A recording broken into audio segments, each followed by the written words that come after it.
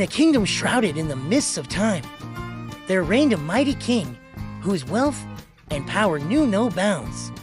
His kingdom, nestled amidst rolling hills and verdant forests, was the envy of all who beheld its beauty, with riches beyond imagining and treasures beyond compare. Yet, despite his vast fortune and his majestic palace of gold, the king harbored a secret sorrow that gnawed at his heart like a serpent's fang.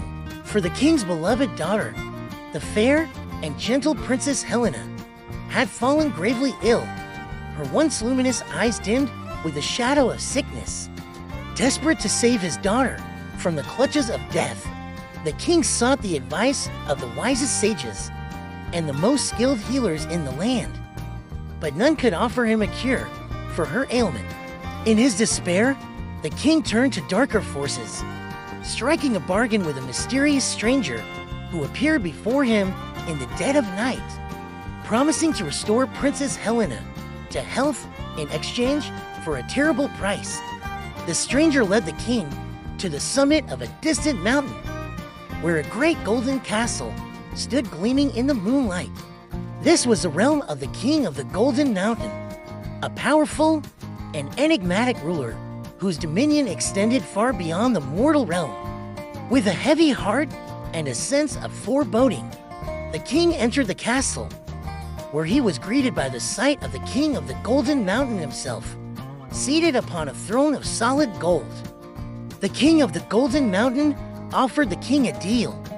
In exchange for his daughter's life, the king must relinquish his own soul and serve as a servant in the Golden Mountain for 7 years.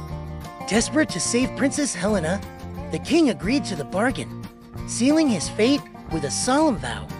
For 7 long years, the king toiled in the service of the king of the Golden Mountain, his days filled with endless toil, and his nights haunted by visions of his beloved daughter.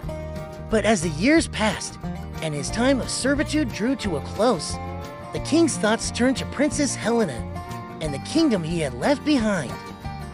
Determined to return to his kingdom and reunite with his daughter, the king begged the king of the Golden Mountain to release him from his vow.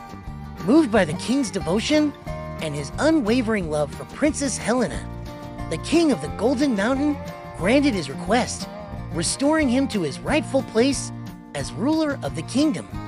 Reunited with Princess Helena and filled with gratitude for his second chance, the king vowed to cherish every moment he had with his daughter and to live each day as if it were his last. And as the kingdom rejoiced and celebrated their king's return, the king knew that no treasure in the world could compare to the love he shared with his beloved daughter.